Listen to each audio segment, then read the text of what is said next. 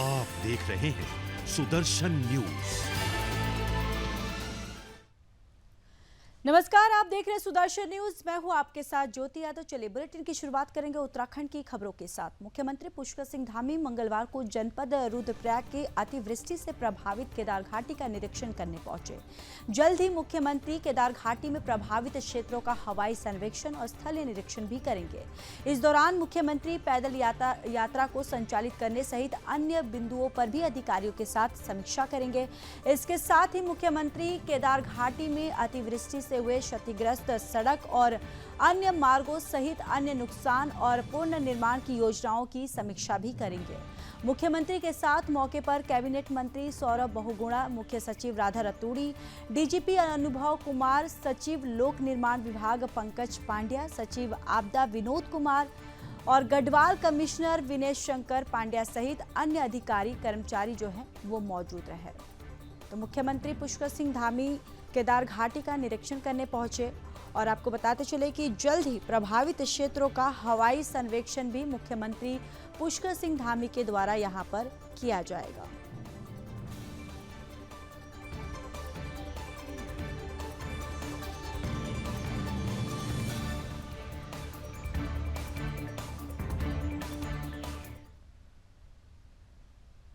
तो चलिए आगे बढ़ते। बागेश्वर के अंतर्गत कपकोट तहसील सभागार में जनता दरबार लगाया गया, जिसमें 60 मामले सामने आए। कपकोट नगर पंचायत और ग्रामीण क्षेत्रों में बिजली और पानी की समस्याएं आई। वहीं लीती के सहित कपकोट के कई क्षेत्रों में इन दिनों शिक्षकों की कमी के कारण अध्ययन में बाधा उत्पन्न हो रही है। आपको बताते चले कि इन दिनों पूरे उत्तराखंड में अतिथि शिक्षकों का आंदोलन जो है वो चल रहा है और कपकोट के अधिकांश स्कूल अतिथि शिक्षकों के भरोसे चल रहे हैं। वहीं ग्रामीणों ने शिकायत की कि उनके स्कूलों में मात्र एक ही शिक्षक है, जिस कारण बच्चों के भविष्य में असर पड़ रहा है। नगरगढ़ा के ग्राम प्रधान और भैंसरी कुटीर के लोगों ने अब तक सड़क ना होने के कारण आम जनमानस पर असर पड़ रहा है। वहीं प्रसव की महिला और अन्य मरीजों को मीलों पैदल चलना पड़ता है। नगरगढ़ा के जनप्रतिनिधि तारा सिंह ने बताया कि उनकी मांगों को यदि जल्द ठीक नहीं कराया जाएगा तो वो आंदोलन के लिए बाध्य होंगे। और निर्विमतान और नगर पंचायत अध्यक्ष जो गोविंद सिंह है, उन्होंने बोला है कि जनता दरबार की व्यवस्थाओं पर सवाल खड़े किए। और बिष्ट ने बताया कि बैठक में साउंड सिस्टम ठीक ना होने के कारण आम जनता को उनका निस्तारण जो है वो ठीक से नहीं सुनाई दिया।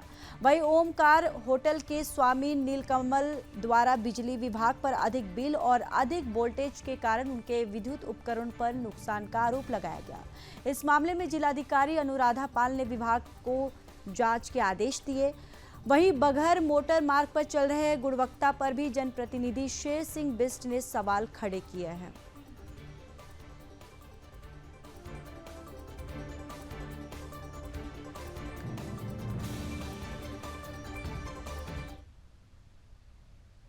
उत्तराखंड वक्फ बोर्ड के चेयरमैन शादाब शम्स ने संसद में पेश होने वाले वक्फ बोर्ड संशोधन बिल का समर्थन किया है। उन्होंने कहा कि वक्फ बोर्ड के अधिकारों को कम करना नहीं सही है। संशोधन विधेयक के तहत वक्फ बोर्ड अधिनियम में बदलाव होगा। इसमें किसी भी जमीन को अपनी प्रॉपर्टी बताकर उस पर कब्जा कर सकने की जो वक्फ की पावर पर रोक लगेगी। उत्तराखंड वक्फ बोर्ड के चेयरमैन शादाब शम्स ने कहा कि वक्फ बोर्ड को अधिक ताकत दे जनता का अधिक नुकसान हुआ है और उन्होंने सभी वक्फ बोर्डों की जांच करने की मांग भी की। और इसके साथ ही शादाब शम्स ने एक बड़ा गंभीर आरोप भी लगाया कि मिली भगत के चलते वक्फ की जमीनों को भी खुर्द बुर्द किया जा रहा है और इसकी भी जांच होनी चाहिए।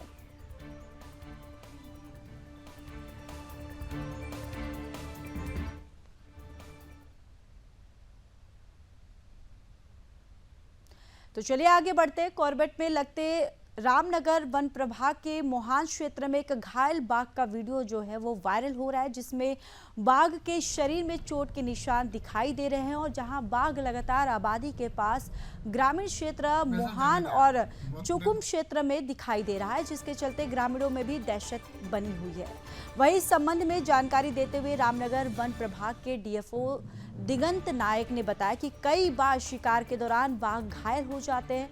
साथ ही कॉर्बेट टाइगर रिजर्व और रामनगर वन प्रभाग की टीमों को अलर्ट पर रहने के निर्देश दिए गए हैं और साथ ही क्षेत्र में लगातार कैमरा ट्रैप लगाकर बाघ की लगातार मॉनिटरिंग भी की जा रही है। उनका ये भी कहना है कि अगर कैमरा ट्रैप में बाघ घायल पाया जाता है तो उच्च अधिकारियों से अनुमति लेकर बाघ को ट्रैंकुलाइज करने की कार्रवाई जो है वो की जाएगी। तो ये पूरी खबर रामनगर की है, जहां वन प्रभाग क्षेत्र में एक बाघ दिखा है जिससे पूरे गांव में दहशत का माहौल बना हुआ है। और आपको ये भी जानकारी देते चले कि बाघ के शरीर में चोट के निशान भी दिखाई दे रहे हैं और लगातार वन विभाग के द्वारा इस बाघ की मॉनिटरिंग की जा रही है। और इस बाघ को देखने के बाद जो ग्रामीण हैं उनमें दहशत का माहौल बना हुआ है और लगातार जो डीएफओ दिगंत नायक हैं उनके तरफ से यहाँ पर पूरे गांव में अलर्ट भी जारी कर दिया गया है। मोहान क्षेत्र में आज एक वीडियो वायरल हुआ है, तो उसमें घायल तो नहीं है, वो स्वाभाविक होता है कि टाइगर को कभी इन फाइटिंग में कभी कभी चोट लगती है, तो छोटा सा घाव का मार्क है, तो उसको हम मॉनिटर कर रहे हैं। हमारा टीम कॉर्बेट टाइगर रिजर्व और रामनगर डिवीजन का दोनों टीम को अलर्ट कर दिए हैं और वहाँ पे जगह जगह पे कैमरा ट्रैप्स भी लगा रखे हैं, तो उसको मॉनिटर करेंगे। अगर ऐसे कुछ ग्रीवियस इंजरी होता है तो तब आगे कार्रवाई के लिए हम chief wild life warden sir से अनुमति मांग के आगे कार्रवाई करेंगे। तो अभी के लिए बस मॉनिटरिंग ही चल रहा है। तो ये कॉमनली भी दिखाया जाता है कि इनको इन फाइटिंग के दौरान कुछ ना छोटा मोटा इंजरीज होता है। जिंदगी में पहली बार इतना दीदार से देखा, इतने प्यार से। तो चलिए अब बात रुद्रपुर की कर लेते हैं। रुद्रपुर जिला मुख्यालय में घर के बाहर गाली गलौज कर रहे लोगों को टोकना एक युवक को महंगा पड़ गया। दरअसल रुद्रपुर के ट्रांजिट कैंप थाना क्षेत्र में युवक ने अपने घर के पास गाली देने से दबंगों को मना किया, पर उन्होंने मानना तो दूर बल्कि युवक सहित उसके घर वालों और बीच बचाव करने आए आसपास के लोगों को लाठी डंडों से जमकर उनकी पिटाई कर दी। घटना में करीब आधा दर्जन से अधिक लोग घायल हो गए। घायलों ने पुलिस को तहरीर देकर कार्रवाई की मांग की है, लेकिन जब कोई कार्रवाई नहीं हुई तो एसपी सिटी मनोज कतियाल से मुलाकात कर उन्हें पूरी घटना की जानकारी दी गई है। और आपको ये भी जानकारी देते चले कि पीड़ित वृद्ध सेन ने बताया कि राजा कॉलोनी का रहने वाला है और उसके घर के बाहर रात को कुछ लोग गाली गलौज कर रहे थे। आवाज सुनकर वो घर से बाहर निकला और उसने गाली देने से मना किया, जिसके बाद दबंगों ने मारपीट शुरू कर दी है। एसपी सिटी मनोज कतियाल ने बताया कि पूरे मामले में जांच की जा रही है। जांच के बाद आरोपियों पर कार्रवाई की जाएगी और घटना की एक वीडियो भी सोशल मीडिया पर जमकर वायरल हो रही है।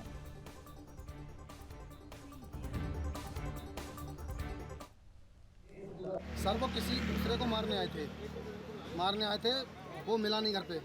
उसके बाद में उसी रास्ते पे मेरा घर है, मेन रास्ते पे उन्होंने गाड़ी फाड़ी वहीं खड़ी करने के बाद में वो 10-15 लोग वहीं खड़े थे, तो गाली फकरी दे रहे थे। मेरा परिवार भी वहीं बैठा था, तो मैंने ये कह दिया, मैंने भैया जी मैंने यहाँ गाली है मत दो आप। मैं इतना कहना मेरा गुनाह हो गया सर। इतनी कहने पे उन्होंने लाठीचार्ज करी मेरे पे। मेरे परिवार वाले, मेरी औरत होते सब बचाने के लिए आई एक दूसरे को, उनको भी फिर लाठी से मारा उन्होंने। फिर वो घर में घुस के उनको मारा है। करीब हम 6-7 लोग हैं सर। एक परिवार के हम 5 लोग हैं और 2 जो बचाने के लिए आए थे हमको, उनको भी मारा है सर। मारने वाले कम से कम 15 से 20। ये इसमें ट्रांजिट कैंप क्षेत्र से कुछ लोग जिनको एक झगड़े में चोटें आई थी, वो लोग मिले थे, उन्होंने अपना प्रार्थना पत्र दिया है, तो उसमें विधिक कार्रवाई के लिए थानाध्यक्ष ट्रांजिट कैंप को निर्देशित कर दिया गया। और इसमें जो फुटेजेस वगैरह भी कुछ उन लोगों के द्वारा संज्ञान में लाई गई, जिनको इन्वेस्टिगेशन के दौरान इंक्लूड किया जाएगा और जो भी दोषी हैं उनके विरुद्ध कड़ी विधिक कार्रवाई की जाएगी। में जिस तरीके से गुंडागर्दी हुई है, जिस तरीके से घर में घुस के लोगों को, महिलाओं को मारा गया है, जिनके सर फूटे हुए हैं, महिलाओं के टांके आए हैं सिर में, इनके टांके आए हैं, जिस तरीके से गुंडा राज कायम हुआ है, ये पूरे लॉ एंड ऑर्डर को ध्वस्त कर रहा है। पुलिस पर निशान या सवालिया निशान लग रहे हैं कि पुलिस कार्रवाई नहीं कर रही थी। आज उन्हीं के खिलाफ, उन लोगों के खिलाफ आज यहाँ एसएसपी कार्यालय में पहुँचे हैं और सभी के लिए जो है उनसे बात की है कि इनके खिलाफ मुकदमा दर्ज नहीं कर रही पुलिस। भाजपा के छुटभैये नेता जिस तरीके से थाने को संचालित करने का काम कर रहे हैं, गरीबों पर अत्याचार कर रहे हैं, गरीबों को पिटवा रहे हैं और फिर सौदेबाजी करके उनको उनके साथ में जो है समझौते की बात कर रहे हैं, तो हमने इसके खिलाफ मनोज कात्याल जी को, एडिशनल एसपी साहब को बताया है और इनके लिए कार्रवाई की मांग की है कि जो जिन्होंने गुंडागर्दी की है, जिनको मारा है, इनको मुकदमा दर्ज होना चाहिए, उनको जेल जाना चाहिए। तो उन्होंने सुनी है बात और उन्होंने जल्द इस पर मुकदमा, आज शाम तक मुकदमा दर्ज करने की बात कही है और उनकी अरेस्टिंग करने की बात कही है। तो आज शाम तक अरेस्टिंग भी होगी, मुकदमा भी दर्ज होगा और पीड़ितों को न्याय भी मिलेगा। एडिशनल एसपी साहब ने हमें भरोसा दिया है।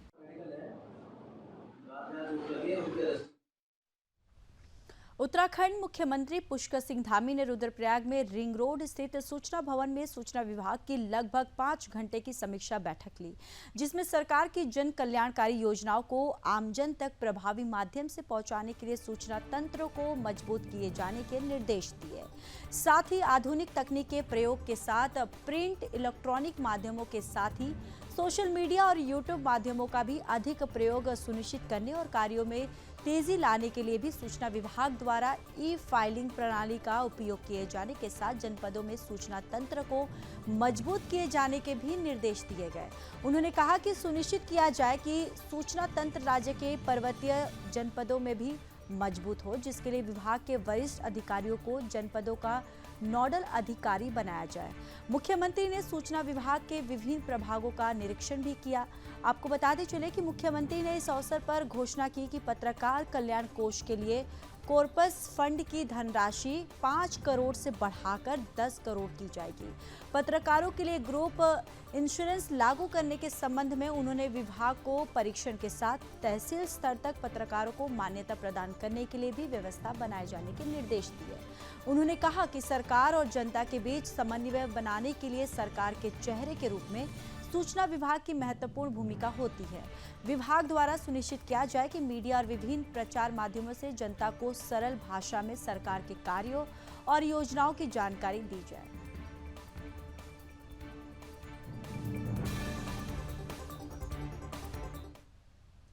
चलिए आगे बढ़ते हैं। जिले के प्रभारी सचिव ने जिले की चारधाम यात्रा व्यवस्था का जायजा लिया। जायजा लेते हुए उन्होंने अधिकारियों को सभी काम तत्परता से करने के निर्देश दिए और किसी भी आकस्मिक परिस्थिति के लिए तैयार रहने के लिए भी कहा गया। सचिव ने पर्यटन सहित विभिन्न विभागों की योजनाओं की समीक्षा करते हुए कहा कि विकास कार्यों को जल्द से जल्द पूरा किया जाए और गुणवत्ता की भी ध्यान रखा जाए। सचिव ने अधिकारियों को योजनाओं का मौके पर जाकर नियमित रूप से मॉनिटरिंग करने के निर्देश दिए हैं। उन्होंने सभी गाँव को डिजिटल बनाने पर जोर दिया और आपदा प्रबंधन पर विशेष ध्यान देने को भी कहा है। चारधाम यात्रा में सभी यातायात की सुविधाओं का पालन करवाने के लिए नहीं उन्होंने निर्देश दिए हैं और ज्यादा भीड़ बढ़ने के कारण वन वे सिस्टम को लागू भी करने की यहां पर बात कही गई है।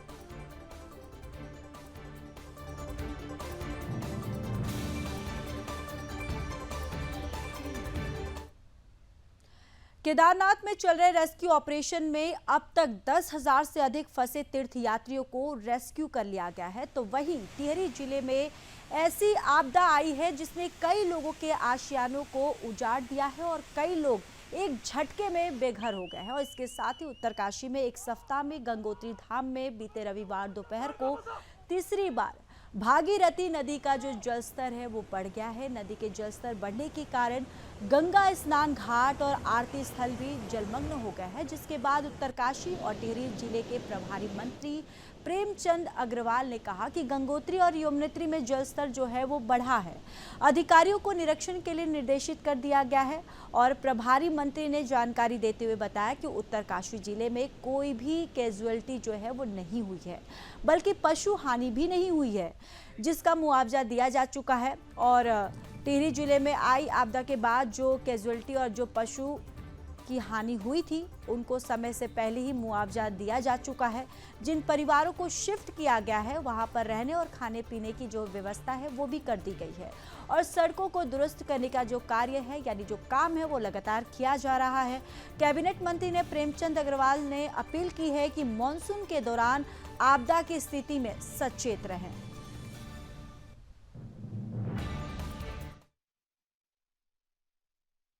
देखिए, उत्तरकाशी ज़िले में आज मेरे द्वारा जिलाधिकारी से बात की है, उससे पहले भी मेरे द्वारा अनेकों बार बातचीत मैं कर रहा हूं और वहां गंगोत्री यमुनोत्री में कुछ पानी का प्रवाह बढ़ा था। उसके लिए लगातार हमारे अधिकारी वहां पे जा रहे हैं, उसकी जांच कर रहे हैं, जानकारियां ले रहे हैं।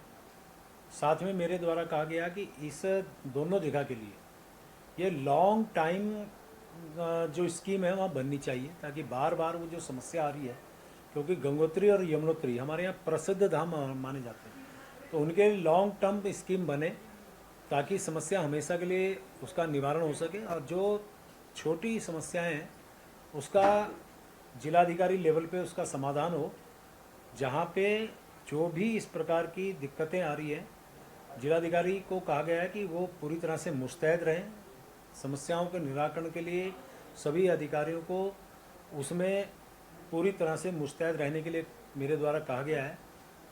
भगवान की कृपा है कि अभी तक कोई कैजुअल्टी नहीं हुई है, पशु हानि हुई है, उनको मुआवजा दिया जा चुका है। उसी प्रकार आपने उत्तरकाशी की बात की, मैं टिहरी को भी मैं जोड़ रहा हूँ क्योंकि उसका भी मैं प्रभारी मंत्री हूँ। आपको जानकारी होगी जिस प्रकार से तोली में, जिस प्रकार से बूढ़ा केदार में, जिस प्रकार से धनगढ़ में समस्याएं बढ़ी थी, और एक फिर उसके बाद एक और हमारे गांव में बादल फटने की घटना हुई थी। 26 जुलाई को मैं वहां गया भी था, जाके देखा भी था। माननीय मुख्यमंत्री जी गए, हमारे कमिश्नर गढ़वाल वहाँ पे अलग दिन गए। यानी कि हमारी सरकार पूरी तरह से गंभीर है, माननीय मुख्यमंत्री जी गंभीर हैं।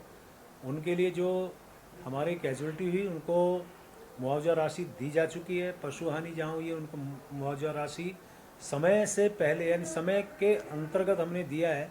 ये पहली सरकार है कि इस प्रकार की घटनाओं में तुरंत सर्वे करके और उनका निस्तारण भी साथ साथ कर रहे हैं। जहाँ हमारे कुछ लोगों को शिफ्ट किया गया है, परिवारों को शिफ्ट किया गया है, वहाँ पे उनको रहने के, खाने की सभी प्रकार की व्यवस्था की गई है। और अभी चूँकि जो बादल फटा था उसके बाद थोड़ा नॉर्मल स्थिति है, जहाँ सड़कें डैमेज हुई उनको ठीक किया जा रहा है। और आप जानते हैं कि जहाँ पिछली बार पुल बहा था वहाँ पे 3 दिन के अंदर वैली ब्रिज वहाँ पे लगा के आवागमन को समुचित व्यवस्था के तौर पे शुरू कर दिया गया है। यानी कि सरकार पूरी तरह से गंभीर है, और मैं भी बार बार वहाँ बैठ के कर रहा हूँ, बातचीत कर रहा हूँ। माननीय मुख्यमंत्री जी भी चर्चा और वार्ता कर रहे हैं। आपदा के इस संकट की घड़ी में मैं सबसे अपील कर रहा हूँ कि कम से कम ऐसी स्थिति में वो खुद भी सचेत रहें, और ऐसी स्थिति में जो बहुत भयंकर स्थिति है उसमें थोड़ा सा उनको अलर्ट रहने की आवश्यकता है। केदारनाथ पैदल मार्ग पर बादल फटने के बाद पिछले 5 दिनों से मोर्चे पर डटे रेस्क्यू कर्मियों ने अब तक 11,775 लोगों का रेस्क्यू कर लिया है। वहीं रेस्क्यू और बचाव कर्मियों ने पंडा पुरोहितों और गांव के आम लोग भी जो है अपना सहयोग दे रहे हैं। और आपको ये भी जानकारी देते चले कि केदारनाथ गुप्तकाशी सोनप्रयाग में पंडा पुरोहितों के द्वारा अपने सड़क के किनारे नजदीकी गांव में श्रद्धालुओं के लिए निःशुल्क खाने पीने और ठहरने की व्यवस्था की गई है। वहीं पंडा पुरोहितों और सेना के जवानों को अपने बीच पाकर यहां यात्रा पर आए तीर्थ यात्री भावुक होकर पंडा पुरोहितों और सेना के जवानों को धन्यवाद दे रहे हैं। केदार सभा के अध्यक्ष राजकुमार तिवारी ने कहा कि पिछले 5 दिनों से केदार सभा के द्वारा श्रद्धालुओं के लिए निःशुल्क रहने और खाने की व्यवस्था जो है वो की जा रही है, जिसमें शासन प्रशासन द्वारा पूरा सहयोग मिल रहा है। और केदार सभा भी जो है वो दिन रात राहत बचाव कार्य में अपना योगदान दे रहा है। तो ये पूरी खबर देहरादून से है, जहां लगातार पंडा पुरोहितों के द्वारा श्रद्धालुओं की यहां मदद की जा रही है। आप ये तस्वीरों में भी देख सकते हैं कि किस तरीके से जो पंडा और पुरोहित हैं वो लगातार यहां पर श्रद्धालुओं के लिए खाने पीने की उन्होंने व्यवस्था की है। यहां देखिए तस्वीरों में कि जो श्रद्धालु हैं यहां पर भोजन कर रहे हैं, और यहां पर भोजन जो है वो पंडा पुरोहितों के द्वारा परोसा जा रहा है।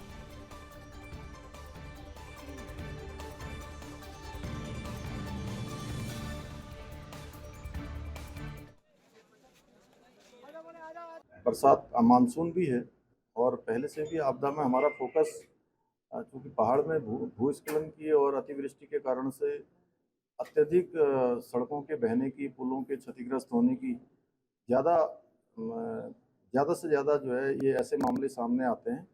इसलिए वहाँ हमने विशेष रूप से फोकस करने के लिए कहा था। और अब क्योंकि केदारनाथ मार्ग अनेक स्थानों पर क्षतिग्रस्त हुआ है, उसमें हम भारत सरकार का भी सहयोग ले रहे हैं। राज्य सरकार की भी एजेंसी मिलकर सेना के लोगों ने भी हमारा सहयोग किया है।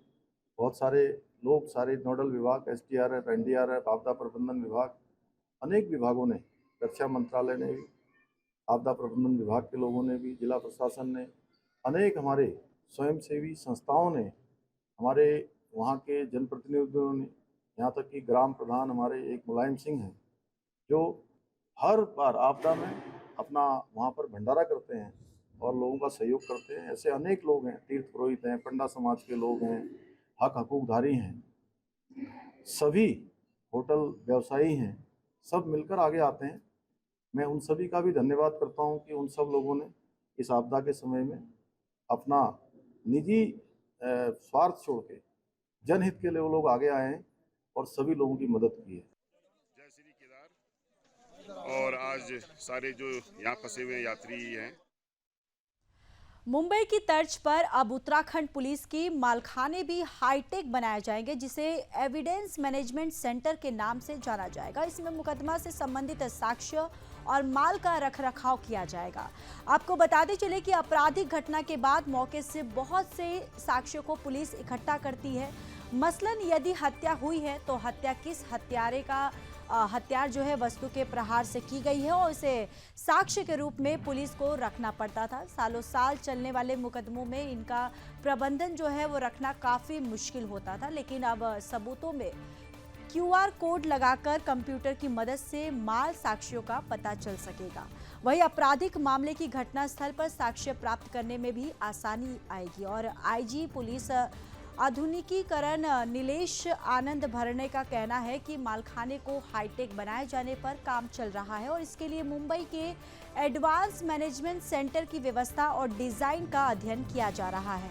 देहरादून जिले को पायलट प्रोजेक्ट के तौर पर चुना गया है, जिससे पुलिसिंग और आसान हो सके। तो आपको बताते चले कि पुलिस के मलखाने के बनाए जाएंगे हाईटेक और यहाँ पर जो मुकदमा से संबंधित जो साक्ष्य है, जो सबूत है, अब उसके लिए जो रखरखाव के लिए जो व्यवस्था है वो दुरुस्त की जाएगी वो। और देहरादून जिले को पायलट प्रोजेक्ट के तौर पर भी चुना गया है और मुंबई के ही तौर पर अब देहरादून में भी जो ये तकनीकी है इसका इस्तेमाल किया जाएगा।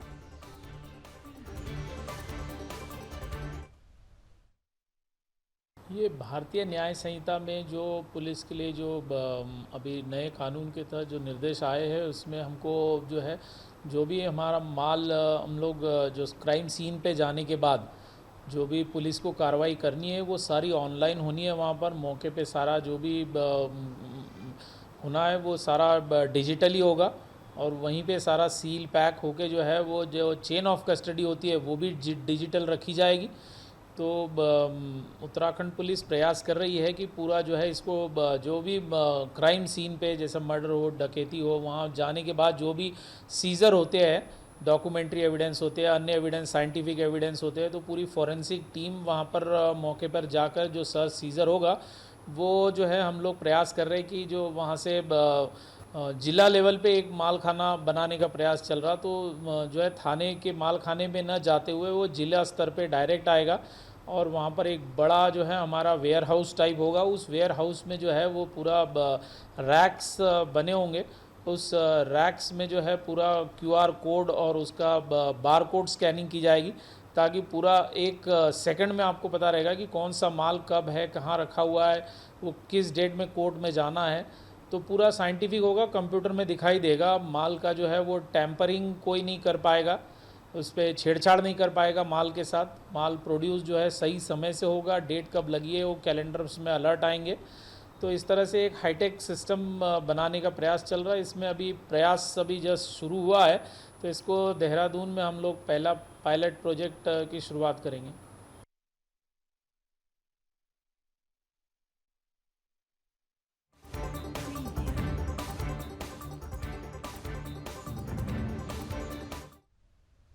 राजधानी देहरादून में नगर निगम अगले महीने से शीशमबाड़ा कूड़ा प्लांट में कूड़ा निस्तारण की गति को दोगुना करने की तैयारी कर रहा है और वही प्लांट की क्षमता बढ़ाने का भी काम जो है वो लगभग पूरा हो गया है। नगर निगम ने इसका लेआउट भी तैयार कर लिया है। दरअसल वर्तमान में प्लांट की क्षमता प्रतिदिन 250 टन की है, जिसके चलते मशीनों को 2 शिफ्ट में चलना पड़ता है। देहरादून में रोजाना करीब 450 टन कूड़ा एकत्रित होता है। इसके अलावा शीशमबाड़ा में करीब 4.5 लाख मीट्रिक टन जो है वो पुराना कूड़ा जमा है और इस कूड़े का भी निस्तारण होना है। आपको ये भी जानकारी देते चले कि कूड़े से बनने वाले लीचेट के ट्रीटमेंट के लिए 30 KLD का लीचेन ट्रीटमेंट प्लांट भी लगा है, जिसकी क्षमता बढ़ाने की बात लगातार चल रही है। वहीं अब प्लांट की क्षमता दोगुनी होने से रोजाना 500 टन नए और पुराने कूड़े का निस्तारण हो पाएगा।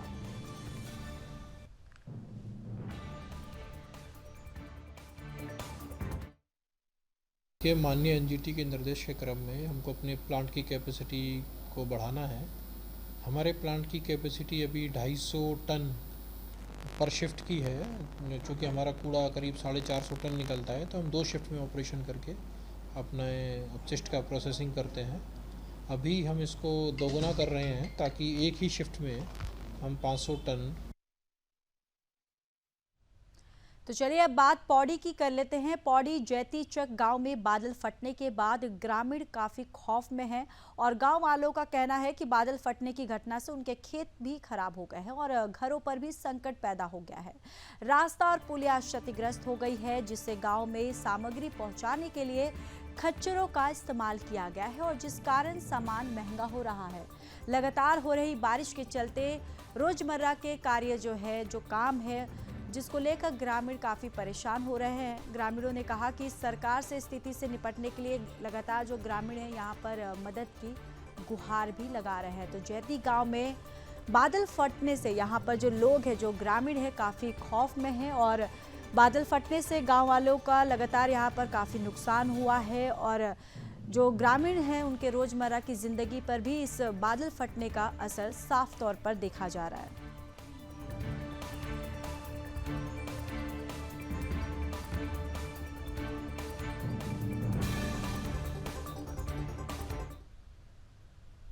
उत्तराखंड के बुलेटिन में फिलहाल के लिए बस इतना ही। बाकी देश और दुनिया की तमाम बड़ी खबरों के लिए देखते रहिए सुदर्शन न्यूज।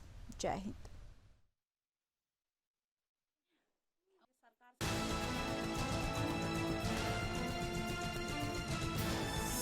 आप देख रहे हैं सुदर्शन न्यूज।